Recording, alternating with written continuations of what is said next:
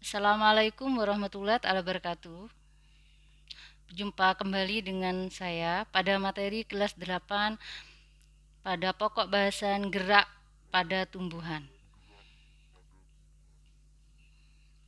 Gimana kabarnya? Tetap semangat ya, walaupun belajar di rumah. Sistem gerak pada tumbuhan berdasarkan asal datangnya rangsangan. Gerak pada tumbuhan dibedakan menjadi 3. Yang pertama, gerak endonom. Yang kedua, gerak higroskopis. Dan yang ketiga, gerak esionom. Kita bahas dulu gerak endonom. Gerak endonom adalah gerak yang tidak dipengaruhi oleh rangsangan dari luar. Contohnya, gerak melingkar aliran sitoplasma dalam sel daun Hydrilla verticillata serta gerak tumbuhnya akar, batang, daun, dan bunga akibat respon dari pertumbuhan. Seperti yang ada pada gambar. Gerak higroskopis. Gerak yang diakibatkan oleh adanya perubahan kadar air atau kelembapan di dalam sel sehingga terjadi pengerutan yang tidak merata pada sel-sel penyusunnya.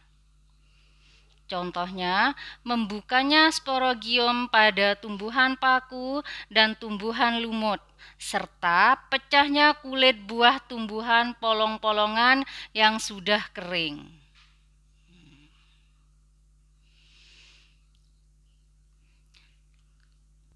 Yang ketiga, gerak esionom. Gerak yang dipengaruhi oleh rangsangan dari luar tubuh tumbuhan atau lingkungan sekitar. Gerak esionom di sini dibagi menjadi 3. Yang pertama, tropisme, yang kedua, nasti, dan yang ketiga, taksis. Sekarang kita bahas dulu yang tropisme. Tropisme adalah gerak tumbuhan yang arah gerakannya dipengaruhi oleh arah datangnya rangsang atau stimulan. Tropisme dibagi menjadi 2, yaitu tropisme positif dan tropisme negatif. Berdasarkan rangsang yang mempengaruhinya, tropisme dibagi menjadi 5. Yang pertama, fototropisme adalah gerak tumbuhan ke arah cahaya. Contohnya, bunga matahari. Yang kedua, tikmotropisme adalah gerak membelitnya ujung batang tumbuhan akibat bersentuhan dengan anjir atau batang tumbuhan lain. Contohnya mentimun, markisa, dan sirih. 3. Geotropisme. Di sini dibagi 2. Geotropisme positif adalah gerak tumbuhan menuju arah gravitasi bumi. Contohnya, ujung akar menuju pusat bumi. Geotropisme positif. Yang kedua, geotropisme negatif adalah gerak tumbuhan menjauhi arah gravitasi bumi. Contohnya, gerak batang menjauhi pusat bumi. Yang keempat, hidrotropisme adalah gerak tumbuhan menuju air. Contohnya, gerak ujung akar menuju tempat berair. 5. Kemotropisme adalah gerak tumbuhan ke arah berupa zat kimia. Contohnya, gerak ujung akar menuju tempat yang mengandung banyak mineral. Yang kedua, gerak nasti. Gerak nasti adalah gerak tumbuhan yang arah geraknya tidak dipengaruhi arah datangnya rangsang. Gerak nasti di sini dibedakan menjadi 7.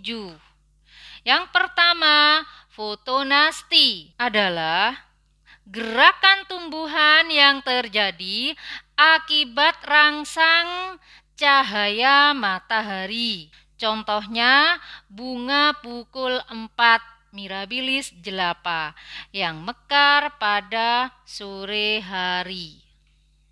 Yang kedua, seismonasti atau tikmonasti adalah gerak tumbuhan yang terjadi akibat rangsang berupa sentuhan atau getaran.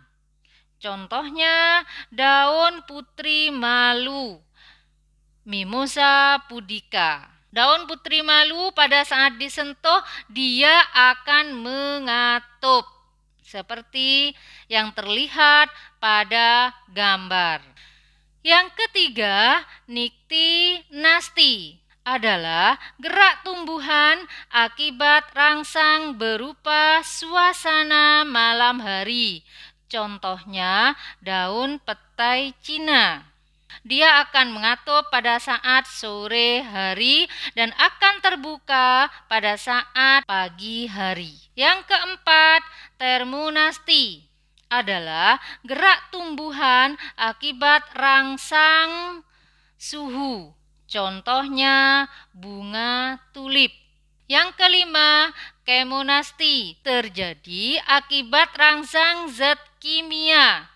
Contohnya mulut daun stomata yang membuka pada siang hari akibat adanya CO2 di udara untuk melakukan fotosintesis. Yang keenam, hidronasti adalah gerak tumbuhan yang terjadi akibat adanya rangsang air.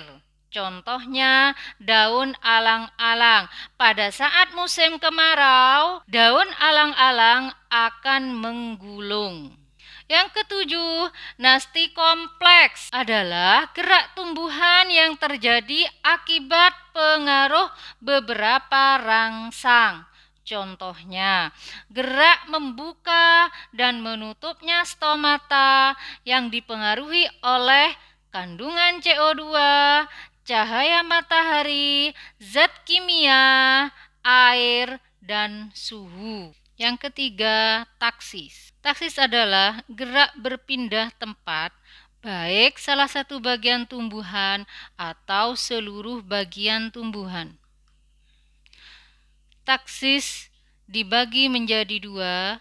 Yang pertama, fototaksis adalah gerak tumbuhan yang terjadi akibat rangsang cahaya. Contohnya, gerak kloroplas ke arah bagian sel yang terkena cahaya dan gerak sporo berflagela ke arah datangnya matahari. Yang kedua, kemotaksis adalah gerak tumbuhan yang terjadi akibat rangsang zat kimia. Contohnya, gerak spermatozoid pada tumbuhan lumut dan tumbuhan paku menuju sel telur di dalam arkeogenium, seperti yang terlihat pada gambar. Petunjuk mengerjakan tugas.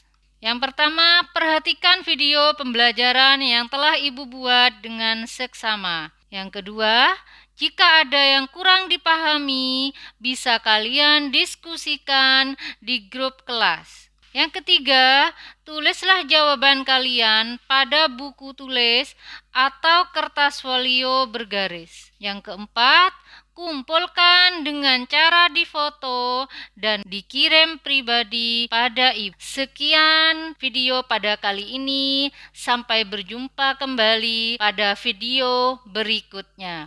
Assalamualaikum warahmatullahi wabarakatuh.